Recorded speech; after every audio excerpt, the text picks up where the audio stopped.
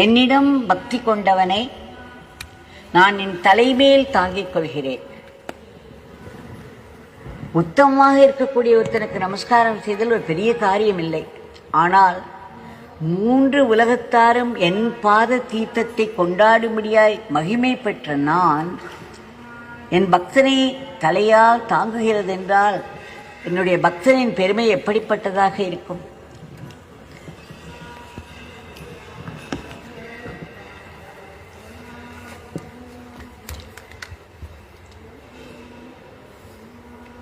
என்னுடைய பக்தன் பக்தி மார்க்கத்தை அனுஷ்டித்துக் கொண்டிருப்பான். கைவல்ய பதவியின் அதிகாரியாக ஆகிவிடுவான். மோட்சத்தை வேண்டும் பொழுது மூட்டை கட்டி வைக்கவும் அவனால் முடியும். பிறகு அதை அவிழ்த்தெடுத்து பிறருக்கு தானம் செய்யவும் முடியும். அப்பேற்பட்ட திறமை உள்ளவனாயிருப்பான்.